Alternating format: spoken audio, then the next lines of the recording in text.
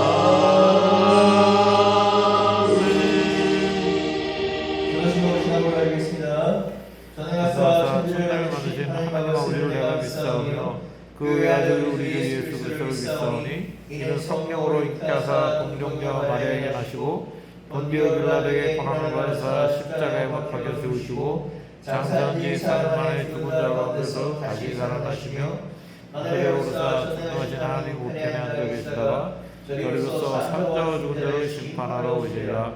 성령을 믿사오며 거룩한 공예와 성도가 서로 교통하는 것과 죄를 사하여 주시는 것과 몸이 다시 사는 것과 영원히 사는 것을 믿사옵나이다. 아멘.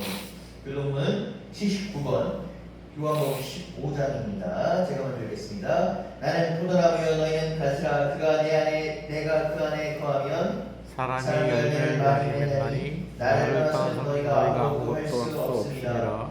사람이 내 안에 거하지 아니하면 가지처럼 밖에 벌어져 마르나니 사람들이 그것을 모아다가 불에 던져 살으리라.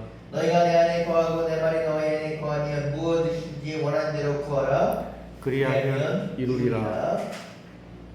너희가 열매를 많이 맺으면 내 아버지께서 영광을 받을 것이요 너희는 내 제자가 되리라. 아버지께서 나를 사랑하신 것 같이 나도 너희를 사랑하였으니 나의 사랑 안에 거하라. 내가 아버지의 계명을 지켜 그의 사랑 안에 거하는 것 같이 너희도 내 계명을 지키면 내 안에 거하리라. 시겠습니다. 내가 이것을 너희에게 이르면 내 기쁨이 너희 안에 있어 너희 기쁨을 충만하게 하려 함이라. 하나님께서 우리에게 주신 말씀은 요한복음 12장 1절에서 7절입니다. 요한복음 12장 1절에서 7절입니다. 신약성서 167장입니다. 제가 먼저 읽고 여러분께서는 짝수를 읽어주시고 마지막 7절 합독하겠습니다. 6월절 엿새 전에 예수께서 베다니 이르니 이곳은 예수께서 죽은 자 가운데 살리신 나사로가 있는 곳이라. 거기서 예수를 위하여 잔치할 때 마르다는 일을 하고 나사로는 예수와 함께 앉은 자 중에 있더라. 마리아는 즉 기리스한 양을 곧 순전한 나대 한 근을 가져다가 예수의 발에 붓고 자기 머리털로 그의 발을 닦으니 향유 냄새가 방에 가득하더라. 제자 중 하나가 예수를 잡아줄 가룟 유다를 막다하는데 이 향유를 어찌하여 300데나리온을 팔아 가난한 사람들에게 주지 아니하였느냐 하니 이렇게 말하면 가난한 자들의 생각함이 아니요 그는 도둑이라 돈깨를 맞고 거기에 넣는 것을 훔쳐 감춥니다. 예수께서 이르시되 그를 가만두어 나의 장례할 날을 위하여 그를 간직하게 하라. 아멘.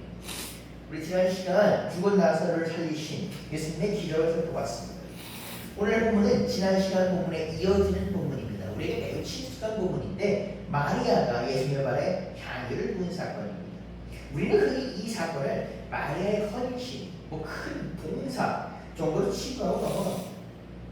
물론 이것은 당연히 틀린 말은 아니지만 그렇게만 읽으면 이 사건의 깊은 의미에 대해서 놓치게 됩니다.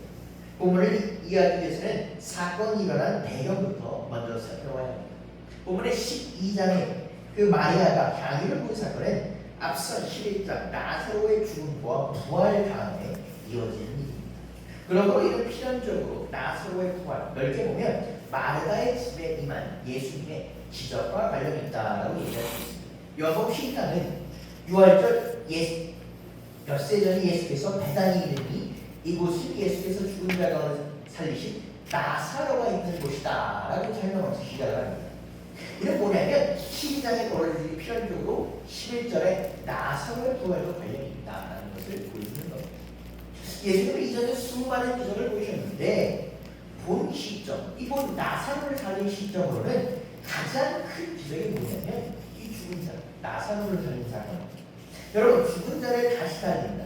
인간이 이성적으로 사고하고 생각할 수 있는 범위를 크게 벗어난 정말 대단한 기적입니다. 이 가장 큰 기적을 경험한 마르다의 이 집 가운데 오늘 마리아의 향유 사건이 발생합니다.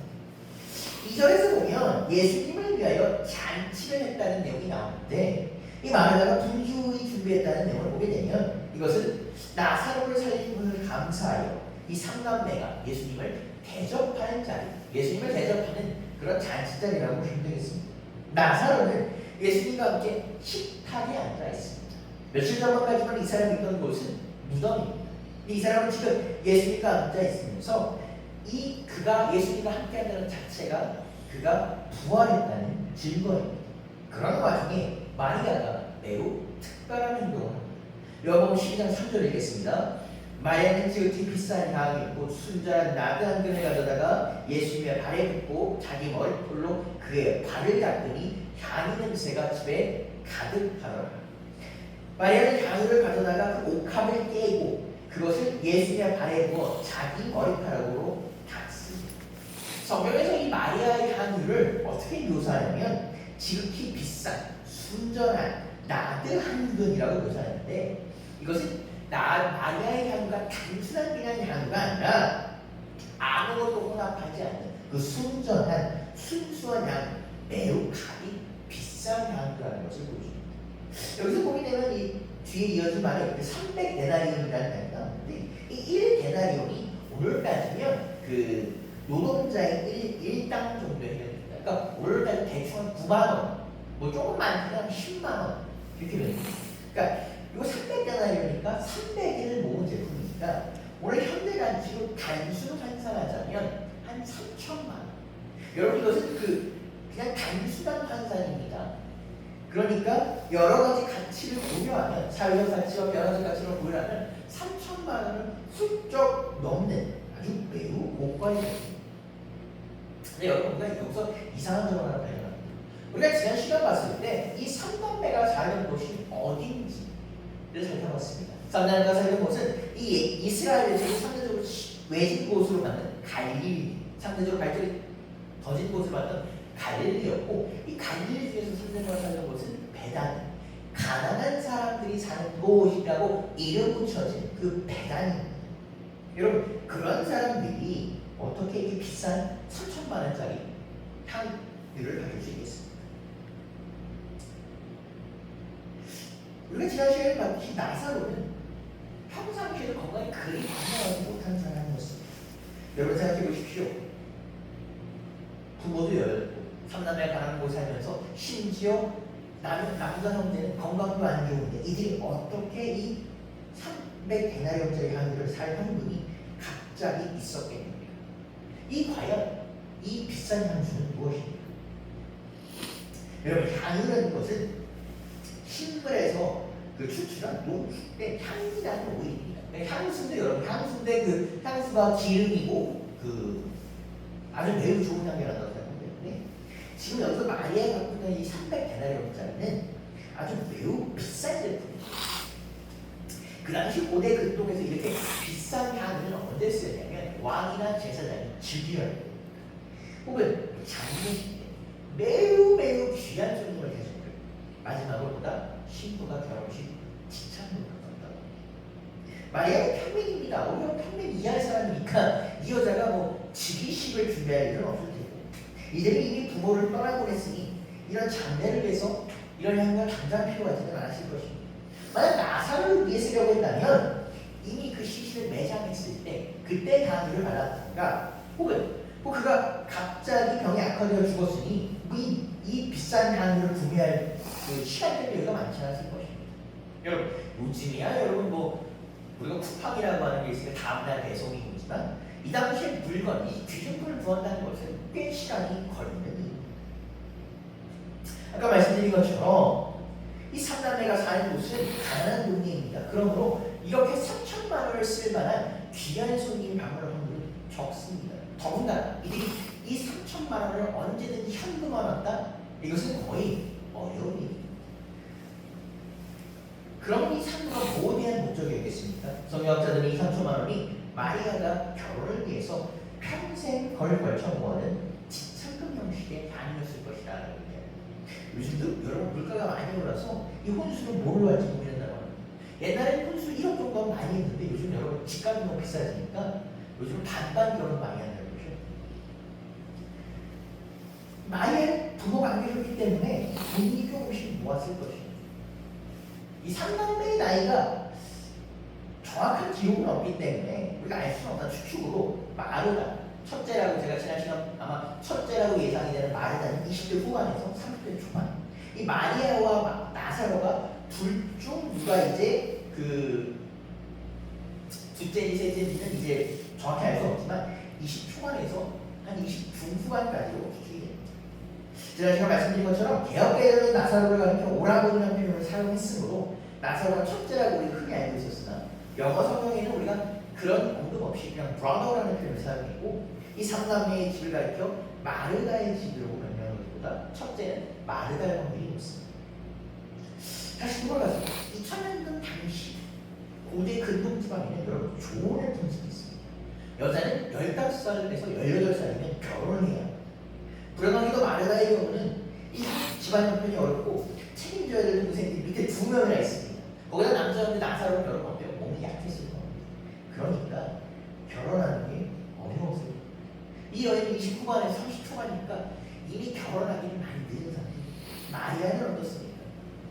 마리아도 마찬가지로 조언을 15살에서 18살 했다고 봤을 때 이 사회적으로 결혼 정년기에 한참 늦어지거나 좀 늦은 나이였어요. 집안 형편이 어렵고 아픈 남자 문제가 있고 첫 번째 마리아가 집안일을 분담하는 것이 많았다 보니까 마리아 역시 결혼이 계속 뒤로 밀렸을 겁니다. 그녀는 남보다는 많게는 10년 이상 결혼 정년기가 늦어졌지만 이 작은 수박을 포기하지 않고 조금씩 오래 걸려서 그녀의 직장을 준비했을 것입니다. 여러분, 이 마리아가 20대 후반에서 그 20대 초중반에서 20대 중후반이라는 나이가 오늘 나이가 아니면 오늘 현재 그 결혼 정년기를 요즘은 이제 30한 초중반 정도라고 얘기합니다. 마리아의 경우는 최대 10년 정도 결혼 정년기가 지체됐으니 우리로 따지면 얼마입니까? 마리아의 나이가 체감상 몇 살이고요.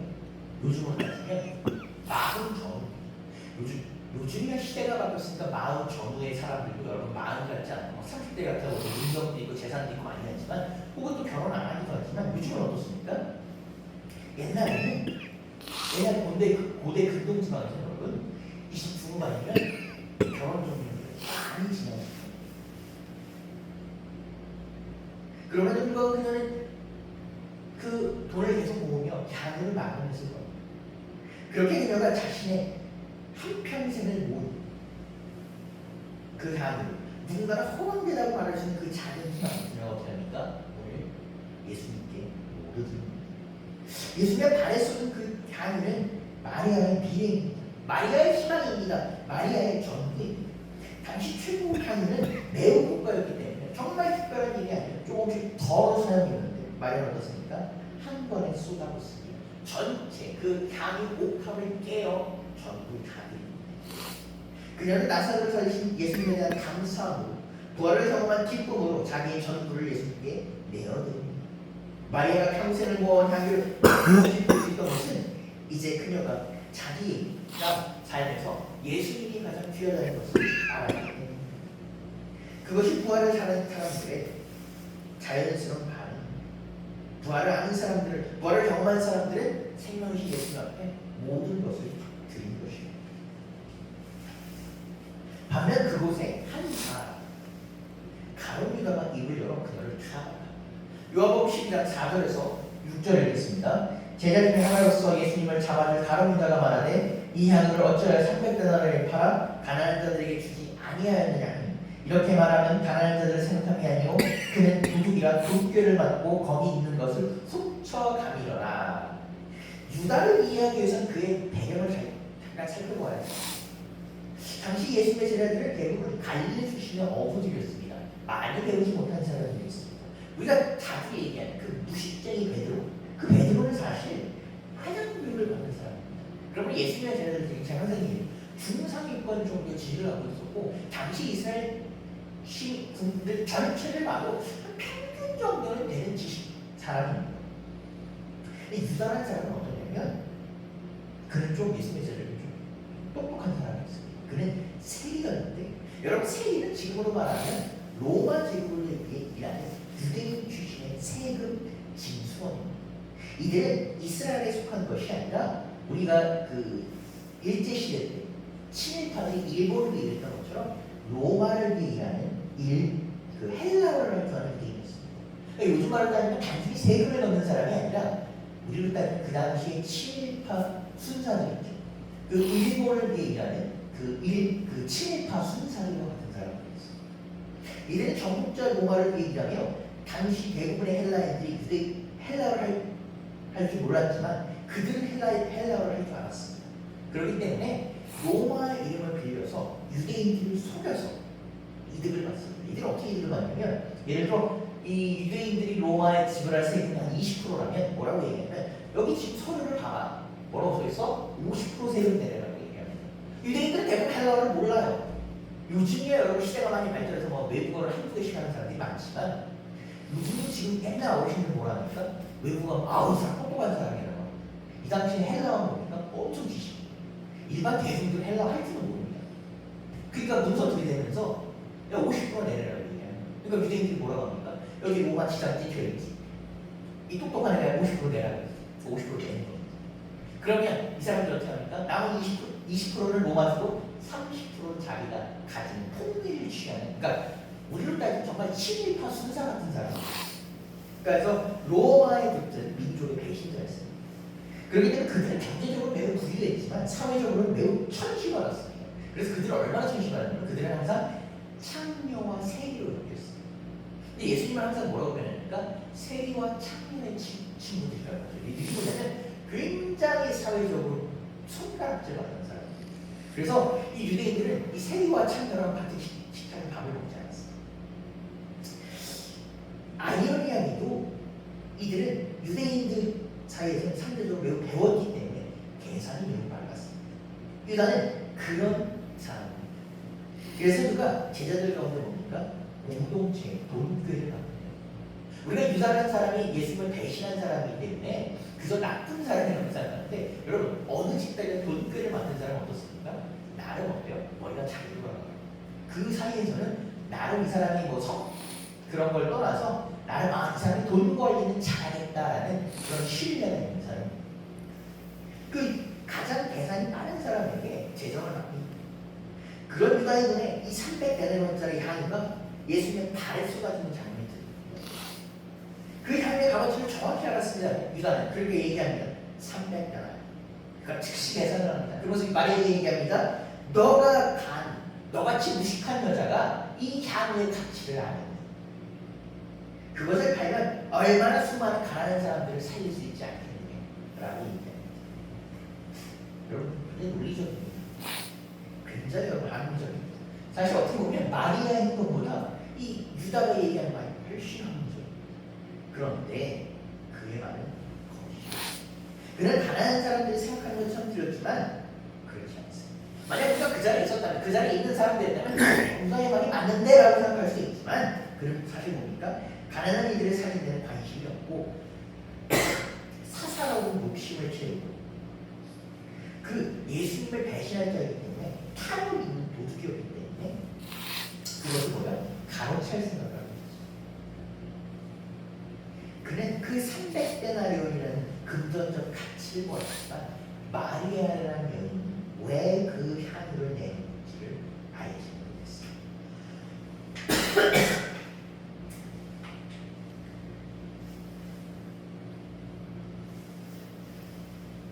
그런데요, 우리가 유다가 왜 이렇게 이 300데나리온에 집착했는지를 그가 단순히 탐욕스러워서라고 본다면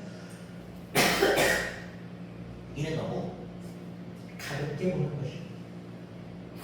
여러분, 마리아와 마찬가지 유다도 그 나사로의 부활을 보았습니다. 설사 그가 그 자리에 없을지라도 어떻습니까? 예수님의 제자였기 때문에 이것을 저는 들었을 것입니다. 그러나 그는 여전히 300데나리온이라는 숫자에 오해했습니다. 마리아의 눈앞에는 이 나사로의 부활, 삶의 전체를 흔드는 실제였지만 유다의 눈에는 그냥 신기한 기적이었습니다. 그리고 그가 계산합니다. 마리아는 예수님의 가치를 보았는데 유다는 뭘 보니까? 향후의 가족을 봅니다. 그들은 같은 자리에 있었습니다. 같은 것을 보았습니다. 그런데 마리아는 예수님을 보았고 유다는 돈을 보았습니다. 마리아는 드렸고 유다는 계산을 합니다. 마리아는 예수 부활이 삶을 바꾼 사람이었다면 유다는 부활이 그냥 신비했습니다. 마리아의 눈은 주님을 향해 있었고 유다의 눈은 그 돈에 향해 있었습니다. 마리아는 드렸고 유다는 계산합니다. 마리아는 사랑하였고 유다는 논리를 비판합니다. 마리아의 행동 비이상적으로 들렸지만 하나님께서 받으시는 행동이었고 유다의 말은 합리적으로 들렸지만 그 안에는 탐욕이 있었고 진실이 없었습니다. 여러분, 마리아가 드린 그 값비싼 향은 자신의 모든 것이었고 자신의 삶에 관해서 중심이었습니다. 그녀는 나사로의 부활을 통해 예수님 누군지 바라보았고 깨달은 옆에서 자신의 모든 것을 내려놓습니다. 여러분, 마리아의 행동은 단지 우리가 많이 드리라는 것이 아닙니다. 이것은 여러분께 단지 헌금을 많이 해라 이런 얘기가 아닙니다. 많이 들은 게 아니라 무엇을 같이 있게 보냐는 유다는 간이 많은 같은 자리에 있었지만 전혀 다른 것을 보았어요.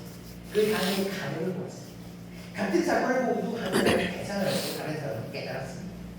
여러분, 여기서 드러난 것은 단순한 선악의 대가 아니라 관점의 차이, 마음의 중심의 차이, 부활의 그들 가운데 어떻게 와닿느냐는 차이.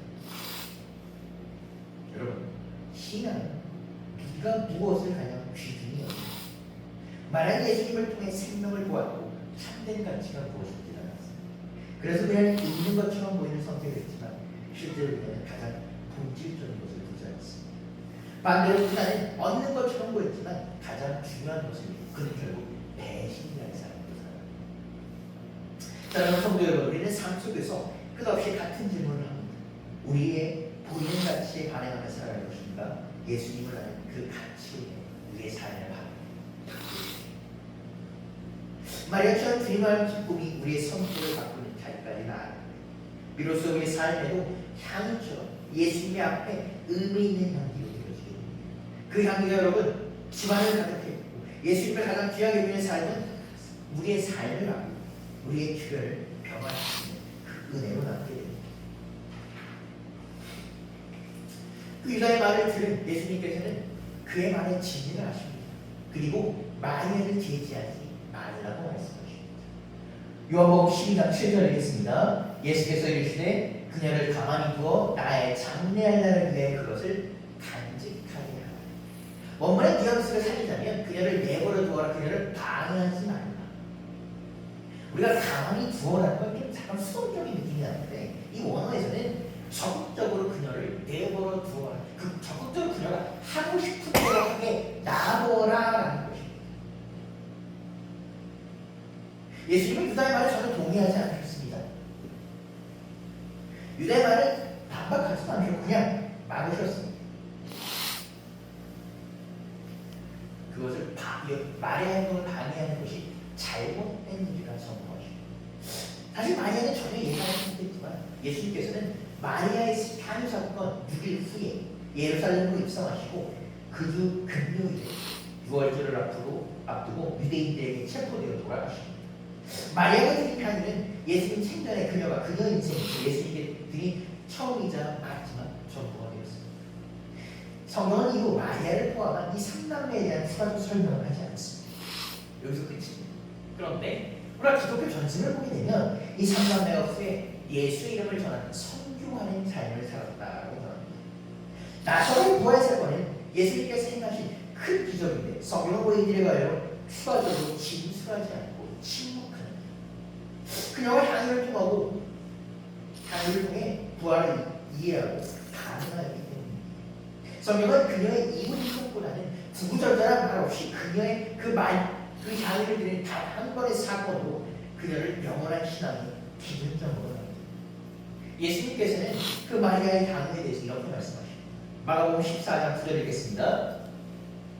내가 진실로 너희에게 이르노니 온 천하에 어디서든 복음이 전파되는 곳에는 이 여자가 행한 일로 말하여 그를 기억하게 하시니. 예수님께서 얘기하셨다. 복음이 전파되는 곳에는 뭐다? 마리아의 이름이 함께할 것이다. 아멘. 마리아는 예수님께 향유를 드렸습니다. 그런데 그 향유는 예수님만이 아니라 온 집안에 가득했습니다. 마리아의 향유는 마리아와 예수님 사이에만 머문 것이 아니라 그 공간에 있는 모든 사람들에게 퍼져나갔습니다. 마리아는 단지 귀한 것을 드린 사람이 아니라 그 모두가 부활이 뭔지 몰랐을 때 그녀는 말없이 부활을 경험하고 그 부활의 은혜에 응답했습니다. 예수님께서는 그녀의 행동을 단순한 그냥 감사, 그냥 단순한 충동적 행동을 보지 않으시고 뭐랍니까? 장래를 준비하신 것이다 라고 얘기하십니다. 그녀의 행동을 보고 뭐랍니까? 가만히 두어라 라고 얘기합니다. 마리아의 행위는 단순한 헌신, 감사가 아니라 부활을 경험한 자의 반응이었습니다.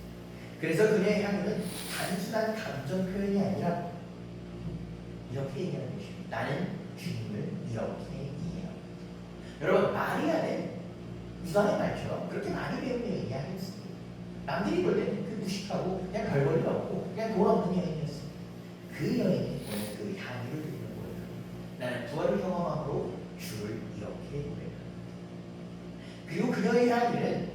예수의 발에서만 머물지 않습니다.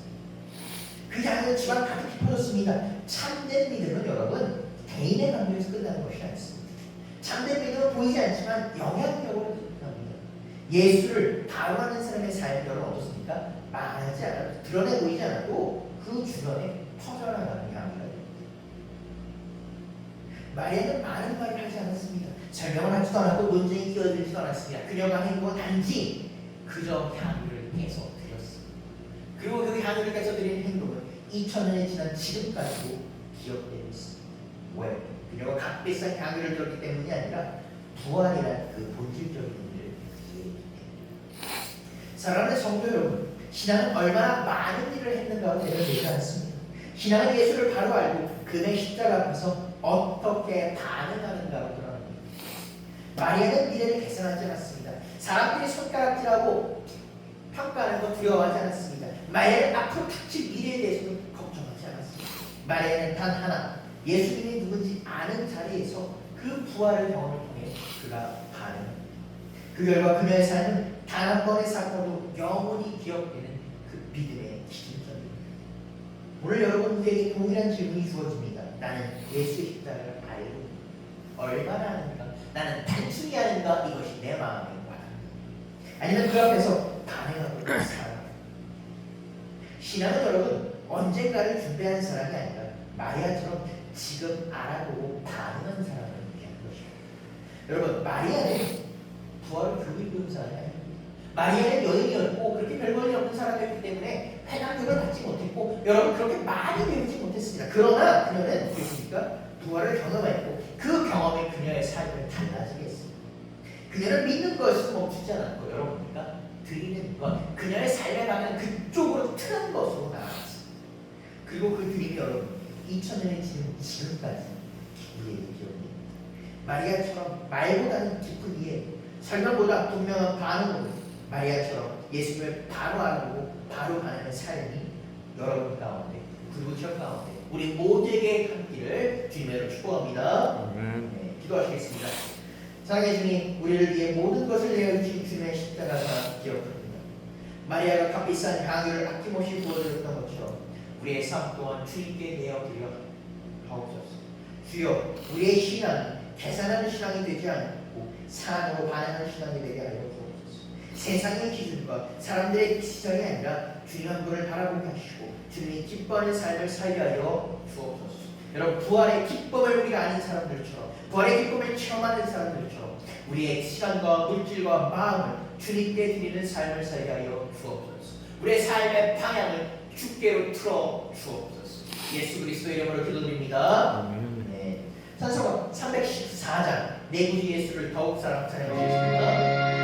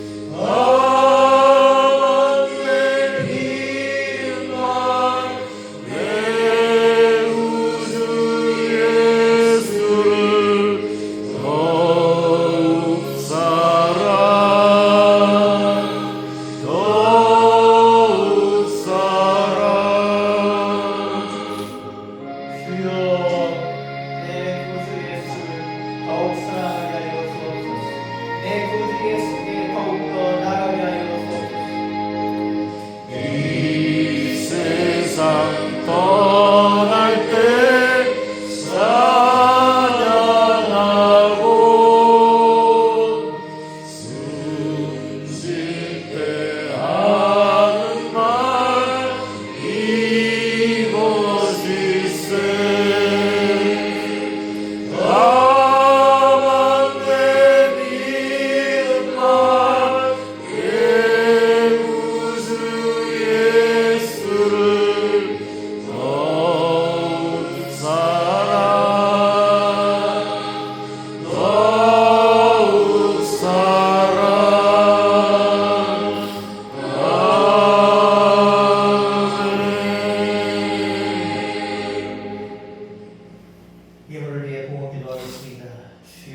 당신의 모든 것을 가지고 나온 마리아처럼 주여 우리 이 자리에 나올 때 주 예수 그리스도께 우리의 모든 것을 드리오니 기뻐받아 주옵소서.